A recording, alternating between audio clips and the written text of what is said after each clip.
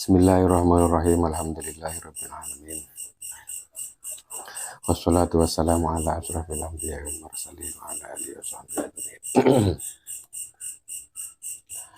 Ila hadratin Nabil Mustafa Sayyidina Muhammadin sallallahu alaihi wasallam wa ila al-mu'allif hadzal kitab wa syarihihi. Nafa'anallahu bihi wa bi ulumina fid dharain amin. Al-Fatihah. Alhamdulillahirabbil alamin arrahmanir rahim.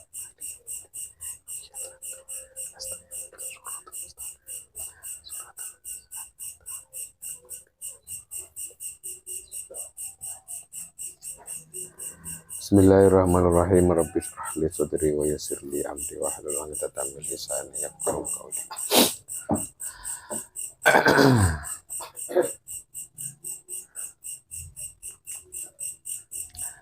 Bismillahirrahmanirrahim. Wa minhum hafazatun.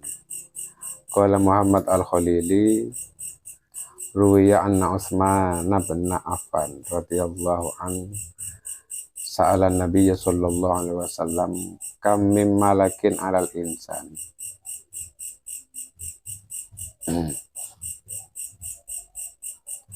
Faqala isruna malakan minhum malakun an yaminik ala hasanatik wa huwa aminun ala alladhi ayyasari fa idza amilta hasanatan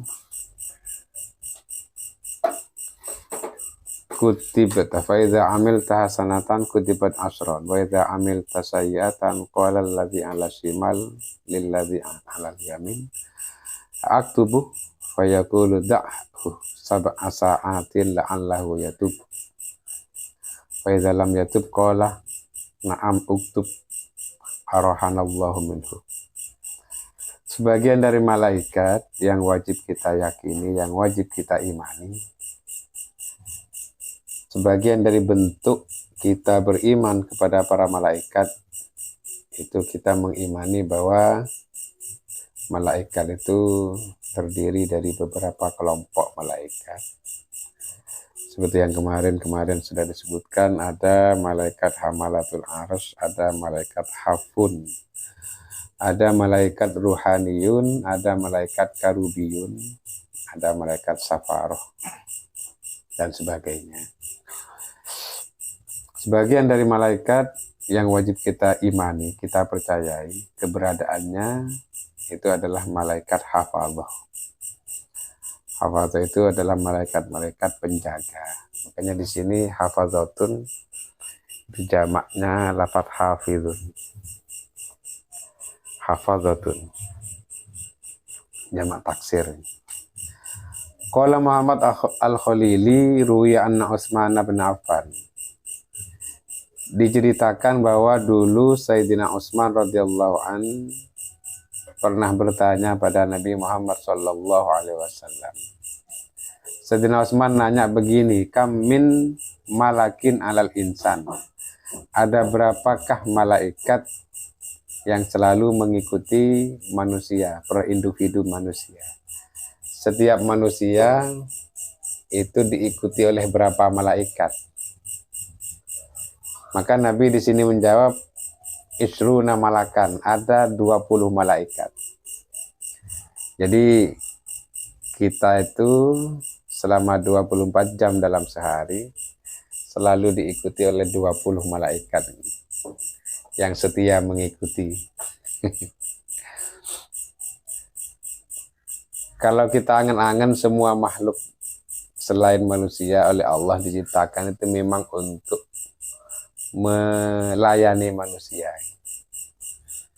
Selain makhluk, manusia diciptakan untuk kebutuhan dan melayani manusia. Bahkan sampai malaikat pun diciptakan untuk melayani manusia. Malaikat diciptakan untuk melayani manusia. Ada malaikat Malik, penjaga neraka, malaikat Ridwan, penjaga surga. Itu untuk melayani manusia. Malaikat Malik yang diciptakan sebagai malaikat yang tidak pernah senyum. Malaikat Ridwan diciptakan sebagai malaikat yang tidak bisa ngamuk, tidak bisa marah. memang tidak bisa marah untuk melayani calon-calon penghuni surga. Malaikat mungkar nakir diciptakan untuk memberikan pertanyaan di alam kubur. Semua untuk manusia lah pokoknya. Ada makhluk yang berupa binatang, sapi diciptakan untuk manusia. Air diciptakan untuk manusia, batu diciptakan untuk manusia, buah-buahan diciptakan untuk manusia, semuanya pokoknya. Untuk manusia. Kambing diciptakan untuk manusia, rumput dan apa namanya hijau-hijauan itu sayur ya, sayur itu diciptakan untuk manusia. Kambingnya diciptakan untuk manusia, sayurnya diciptakan untuk manusia. Makanya rakusnya manusia itu kan di situ ya. Kalau kambing itu hanya maunya kan sayur, apa namanya, tumbuh-tumbuhan, rumput dan sebagainya. Kangkung, sawi kan mau ya, kambing itu. Hanya mau tumbuh-tumbuhan. Tapi kalau manusia, sayurnya mau, kambingnya mau juga. Yang makan sayur yang mau, sayur yang dimakan manusia juga mau. Sayur-sayur. Kalau kambing dikasih nasi kan tidak mau. Ya.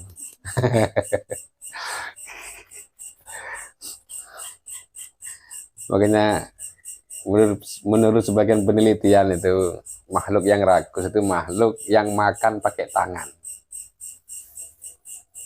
Dan ternyata yang memakan pakai tangan itu hanya dua, manusia dan monyet. Itu pakai tangan, yang lain pakai mulut.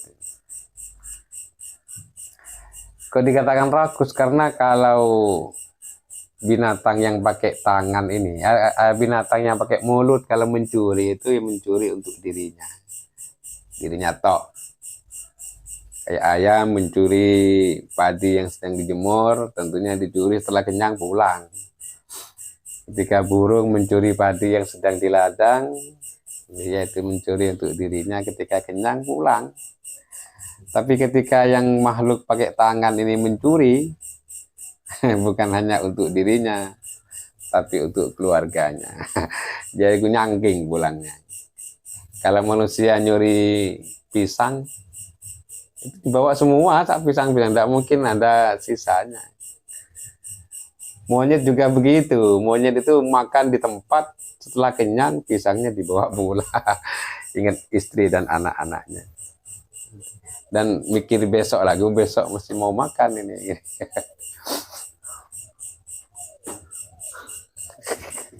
Ya, malaikat hafadzah yang selalu mengikuti manusia kemana dia jalan itu ada 20 malaikat.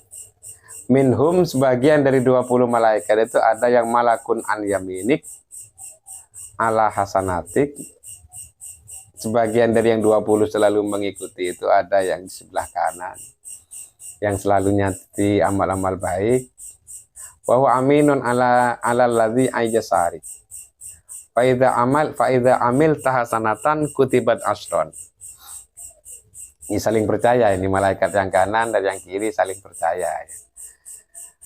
Jadi tidak saling ngerewoki apa itu, tidak saling ganggu. Yang kanan tugasnya hanya nyatet yang baik saja, yang kiri nyatet yang jelek saja.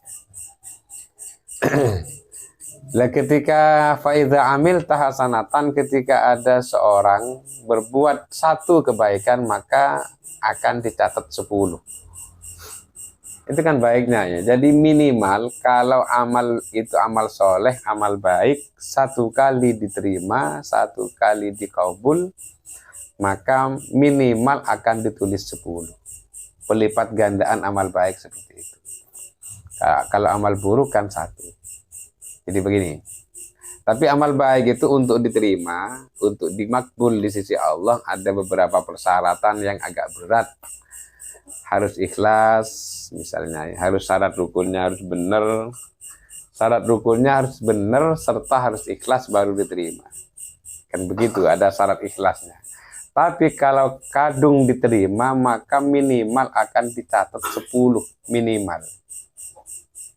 maksimal, tidak ada batasannya. Ya maksimal. Kalau kadung sudah dicatat, kalau sudah dilipat gandakan sesuai dengan kehendak Allah, kalau sudah kadung dilipat gandakan jadi banyak, tidak akan terbatas sampai minimal 10 kalau kadung diterima. Tapi mau diterima agak sulit. Kalau amal buruk diterimanya itu tidak ada persyaratan. Ada orang berbuat maksiat, ini tidak dicatat sama malaikat kecuali ikhlas, tidak ada. Tapi kalau amal soleh akan dicatat sebagai amal baik, itu ada beberapa persyaratan. Ya. Ada beberapa persyaratan. Kalau maksiat kan tidak ada persyaratannya. Pacaran, mau ditulis baik, ntar dulu, ikhlas apa enggak, ada. Ikhlas, enggak ikhlas yang namanya kemaksiatan dicatat. Tapi kan satu, mencuri misalnya, masa ada ikhlas ya, mencuri. Ikhlas, enggak ada. Saya mencuri, tidak mungkin dicatat, belum tentu dicatat misalnya. Mencuri belum tentu dicatat, kan tergantung keikhlasannya. Tidak ada. Ya kalau amal soleh ya, ada seperti itu. Tapi enaknya itu amal soleh satu kali dicatat akan dicatat 10. Tapi kalau Allah menghendaki malah pelipat gandaannya luar biasa. Sampai berapa? Tidak ada yang tahu. Makanya ada salah satu ulama itu mengatakan Allah Ta'ala merahasiakan 3 perkara dalam 3 perkara. Ada 3 perkara dirahasiakan dalam 3 perkara. Satu itu ta'atuhu. Ya Allah, apa yang pertama itu?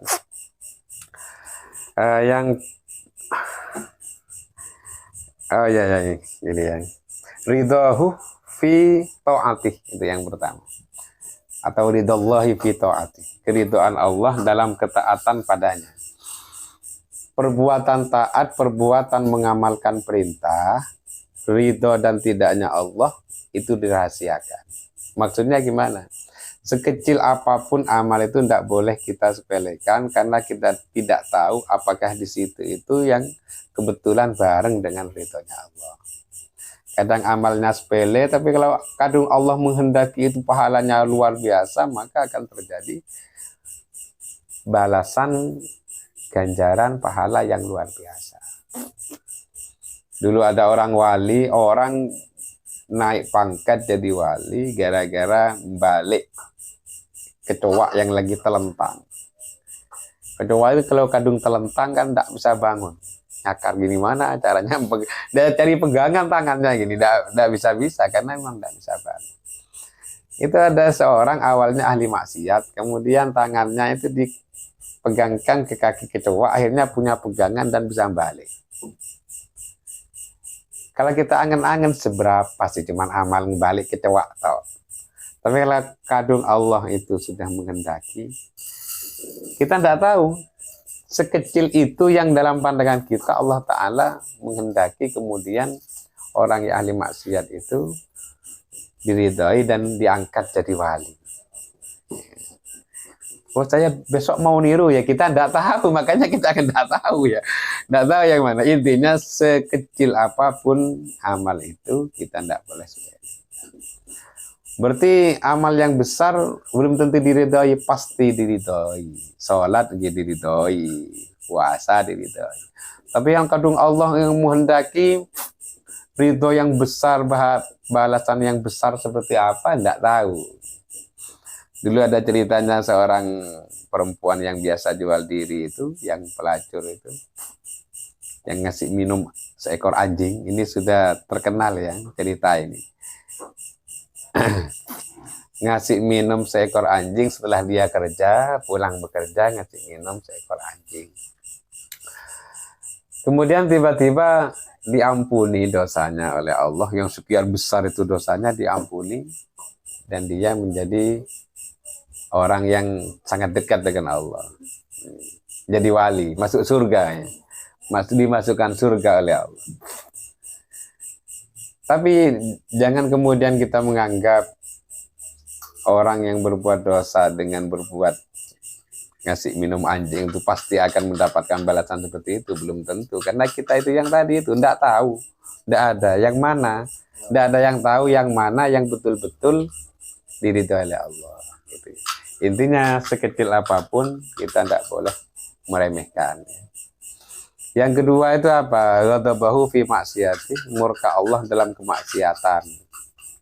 Dalam kemaksiatan seperti apa yang Allah sangat murka, kemudian kayaknya tidak ada ampunan, kita juga tidak tahu.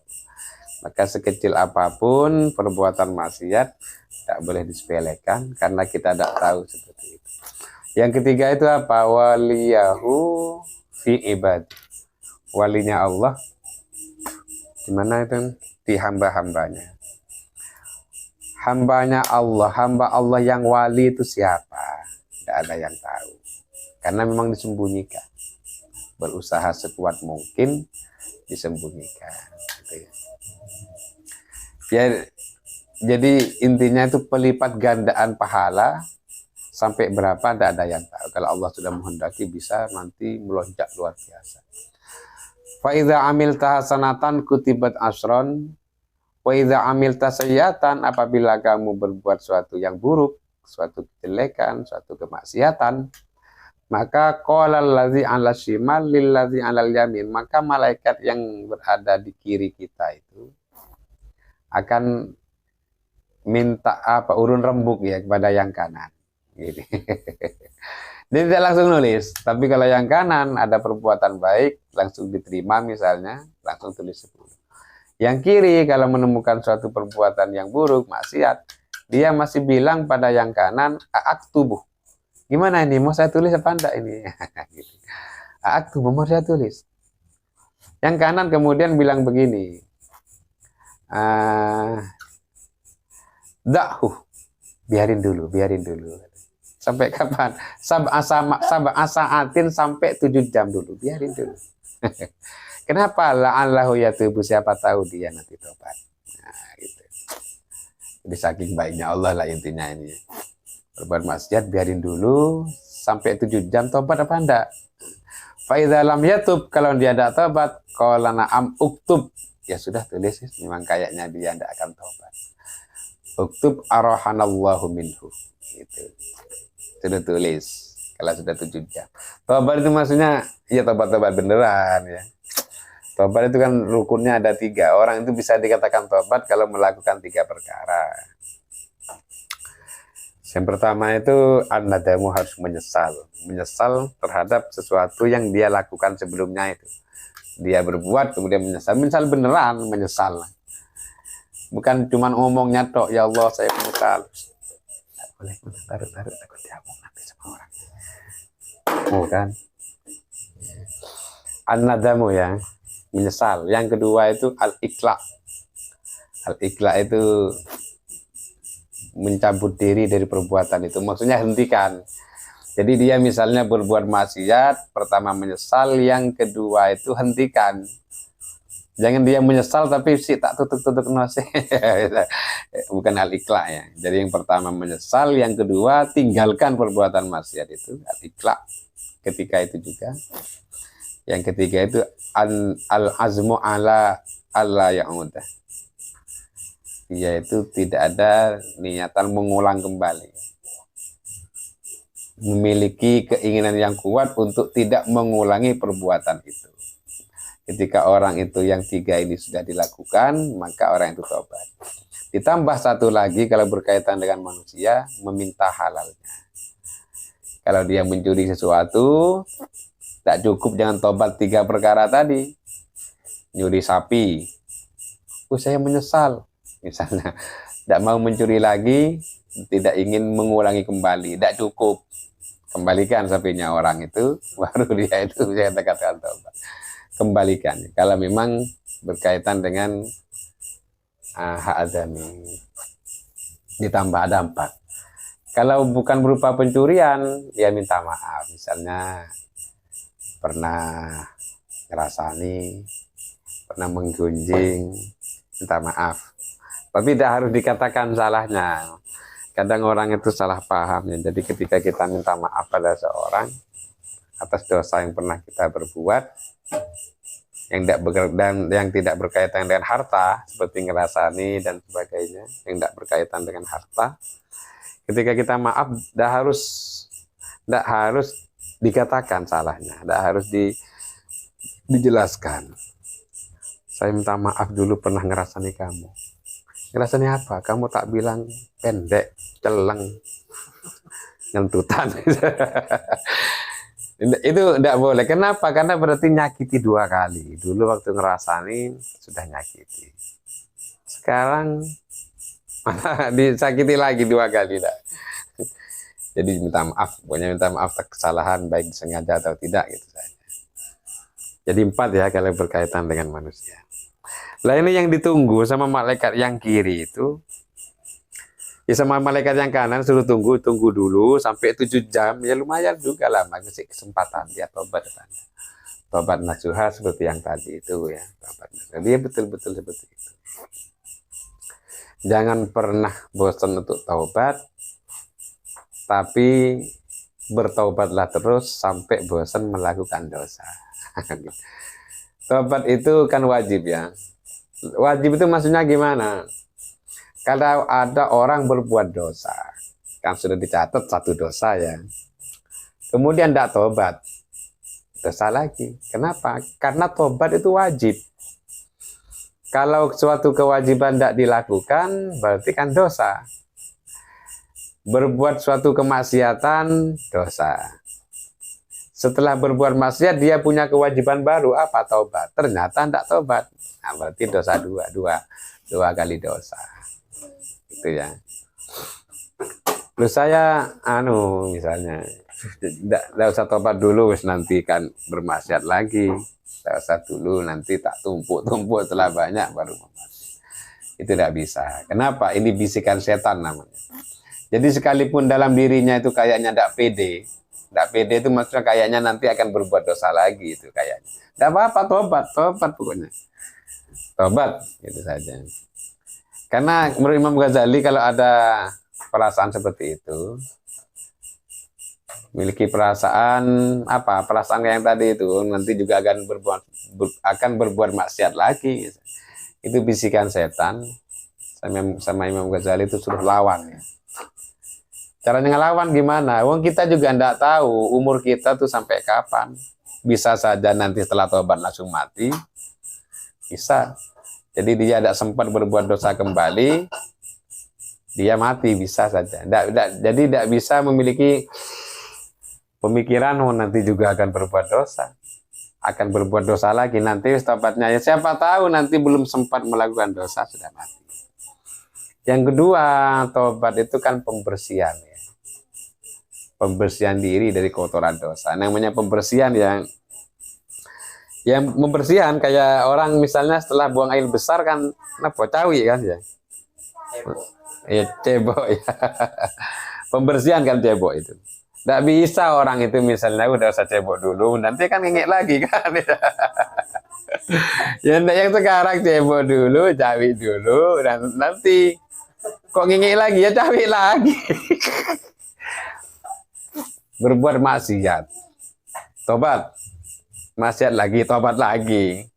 Maksiat lagi, tobat lagi, terus sampai seperti itu. Sampai orang itu merasa bosan untuk bermaksiat. Saking seringnya orang itu memiliki kewajiban tobat, orang itu memiliki atau menyadari dirinya wajib tobat, sampai malas berbuat maksiat. Saya malas mau bermaksiat, nanti harus tobat. Misalnya, sampai bosan mau melakukan dosa. Kenapa? Karena nanti harus tobat saya.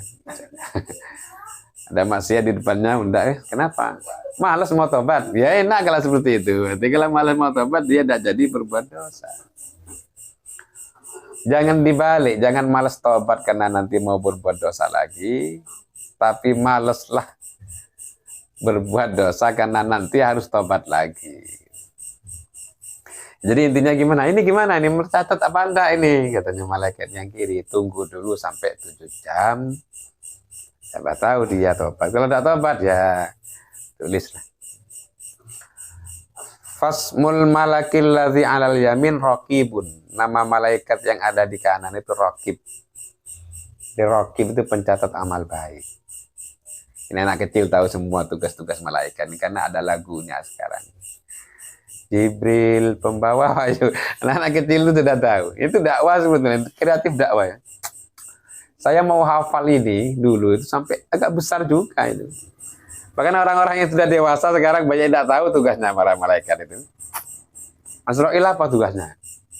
Banyak yang bingung, tidak hafal lagu, kalah sama anak-anak kecil. Sampai dewasa. Jadi kayak kreativitas dakwah, ngarang-ngarang seperti itu, menurut saya itu pahalanya besar sekali. Menghafal tugas-tugas malaikat, termasuk menghafal nama-nama keluarga Nabi. Abdullah nama bapaknya itu kan banyak yang hafal gara-gara lagu itu. Seandainya tidak ada lagu, banyak yang tidak tahu nama bapak Nabi siapa. Ya. Jadi raqib ya, yang pencatat amal baik yang ada di kanan. Wa wallazi yaktubul hasanat. Raqib. Kadang kita bingung, raqib apa atid ya? Pokoknya raqib atid itu ada di kanan kiri. Yang kanan siapa? Tidak tahu, pokoknya raqib atid. Ya enggak juga. Yang raqib kanan, wasmul malakil ladzi ala shimal atidun. Nama malaikat yang ada di kiri namanya raqib. Namanya malaikat atid. Wa wallazi yaktubus sayyi'at. Terus wa malakani baina yadaik. Wa malakani baina yadaika, ada dua malaikat lagi di depan. Wa min khalfik, di belakang. Terus ada wa malakun qabid ala nasiyatik, ada malaikat yang khusus memegang ubun-ubun. Jadi pegang ubun-ubun ini. Idza tawaddu'ta lillah rafa'aka, apabila kamu itu tawaddu, adab asor, rendah hati. Apabila kamu rendah hati karena Allah, maka akan diangkat oleh Allah. Orang itu kalau rendah hati, maka dia itu akan dihormati oleh manusia. Ketika dia tinggi hati, maka dia akan direndahkan oleh manusia. Man tawaddu'a, itu rafa'ahullah. Barang siapa yang rendah hati akan diangkat. Tapi rendah hati atau tidak itu sebetulnya bukan amal zahir, amal batin. Rendah hati atau tidak, sombong atau tidak, itu kan dalam hati. Tidak bisa kita memvonis karena dia kayaknya itu sombong, kemudian kita vonis pasti sombong. Karena sombong atau tidak itu kan di hati. Ada orang yang nampak sombong, tapi enggak. Ada orang pura-pura sombong, kadang ada. Sesuatu yang dianjurkan sombong itu salah satu yang saya tahu, dianjurkan, bukan dianjurkan sombong, dianjurkan menampakkan dia itu kayak orang sombong. Padahal tidak sombong, karena sombong itu di hati. Ketika apa? Ketika sedekah. Ketika kita sedekah, biar orang yang menerima itu enak nerimanya, maka tampakkanlah bahwa kita tidak butuh pada yang kita berikan. Padahal sebetulnya butuh. Misalnya kita mau ngasih uang 1 juta ya. Kadang orang yang menerima itu tidak enak. Ini tidak enak. Saya takut dia masih butuh untuk belanja istrinya, belanja anaknya. Kadang mau menerima tidak enak. Maka kalau seperti itu tampakkanlah kita tidak butuh. Ini 1 juta buat kamu. Buat apa uang 1 juta ke saya itu sepele misalnya. Kayaknya sombong itu, bukan. Iya menampakkan kesombongan, tapi bukan kok berarti sombong. Biar orang yang nerima itu enak nerimanya. Padahal uang 1 juta itu hasil mengumpulkan selama setengah tahun demi untuk melakukan sedekah itu. Tapi kita kadang kebalik ya. Sedekah itu kayaknya menampakkan ke orang yang mau menerima bahwa kita eman-eman sekali. Jadi malah yang mau menerima tidak enak itu. Ini uang 1 juta ini sebetulnya saya punya utang ke sana belum bayar. Kalau seperti itu jadi mau nerima gimana? Ini mau sedekah banda sih ini. Aduh ya Allah. Ya itu salah satu yang saya tahu bahwa menampakkan kesombongan dalam kondisi seperti itu dianjurkan. Bukan sombong beneran ya.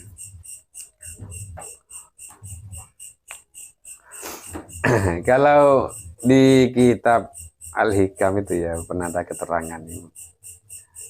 Orang yang duduk di bawah belum tentu rendah hati, orang yang duduk di atas belum tentu sombong. Orang yang duduk di bawah dia akan dikatakan sombong apabila dia merasa dirinya pantas di atas. Orang yang duduk di atas belum bisa dikatakan rendah hati kalau dia merasa pantas di bawah. Ada di bawah, rendah hati belum tentu. Kadang orang duduk di bawah dia merasa saya betulnya pantasnya di sana. Saya kan misalnya. Padahal duduk di bawah, sombong namanya. Padahal duduk di bawah.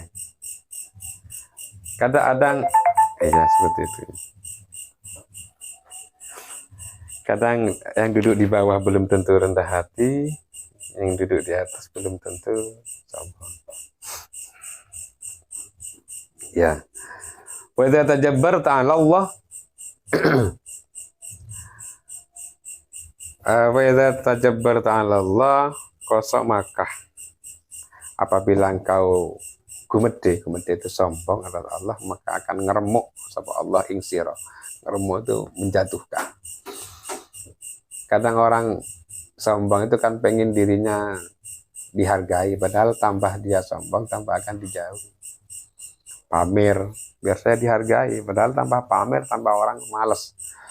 Pemalakan ala syafataikan. Jadi tugasnya yang di ubun-ubun itu, yang megang ubun-ubun tadi malaikat itu, apabila dia itu rendah hati maka akan diangkat oleh malaikat itu. Apabila dia itu sombong maka akan dijulungupaken. Apa julungupaken itu? Akan dijulungupaken katanya. Dijegrokno ya. Wa malakani ala safataika, ada dua malaikat yang di dua bibir. Laisa yahfadhani alaika illa salat ala nabi sallallahu alaihi wasallam. Yang dua malaikat ini tidak akan menjaga atasmu kecuali bersalawat atas Nabi Muhammad sallallahu alaihi wasallam. Dia tidak akan mencatat kecuali yang salawat itu. Tugas yang dua malaikat yang ada di bibir. Wa malakun ala fika. Ada malaikat yang ada di mulut. Bibir sama mulut beda. Jadi banyak malaikatnya di kita itu ya. Kalau kita sadar dan beriman tentang hal itu, maka akan menjadi pencegah untuk berbuat maksiat. Ada yang di mulut, la yada'ul hayyatah awil hamamah tadkhulu fi fika. Malaikat yang ada di mulut ini akan menjaga agar mulut kita tidak dimasuki ular dan binatang melata, kegeremetan. Apa kegeremetan itu? Ya kayak semut ya. Jadi ada penjaga aja mulut kita ini. Ada ular mau masuk diusir sama itu. Ini ada di sini keterangannya. Malaikat yang ada di mulut akan bertugas untuk mencegah ular masuk ke itu dan kayak semut itu datang melata. La yada'u al-hayata, tidak akan membiarkan ular awil hawamah tadkhulu fi fika. Ada dua malaikat lagi di dua mata. Wa yuqalu innas mahuma, dan nama dua malaikat yang ada di mata itu namanya sawiyatun. Fahaula asratu amlakin, dan semua yang di atas itu semua tadi hitungannya jumlahnya ada 10. Ala kulli adamiyin. Setiap anak Adam yang tadi itu kita jumlah di mulut ada berapa, ubun-ubun ada berapa, di depan ada berapa, di belakang ada berapa, itu ada 10 di setiap manusia. Lah katanya 20, iya siang dan malam, kan ini gantian. Fatanzilu malaikatul lail ala malaikatin nahar. Jadi malaikat malam 10, malaikat siang 10. Fahaula wa haula isruna. Maka semua yang malaikat siang dan malaikat malam itu semua ada 20. Malakan ala kulli adamiyin.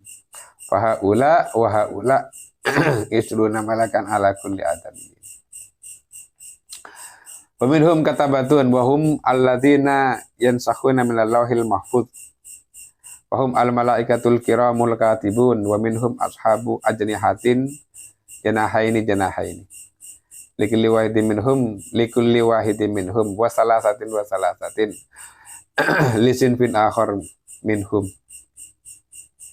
wa arba'atin lisin fin akhar minhum wa yazidullahu fi khalqil ajnihati fi ghairihi ma taqtadihi masyiatu wa hikmatuhu. Jadi semua malaikat itu ya yang tadi ada 20 itu sebetulnya bisa saja apa namanya bisa saja ditambahi. Jadi kalau Allah berkehendak ini anak ini kasih berapa malaikat bisa. Tambihun. Qauluhu hamalatun wa safaratun wa hafazatun wa katabatun. Jadi di atas itu ada malaikat hafadzah, katabah, safarah dan sebagainya.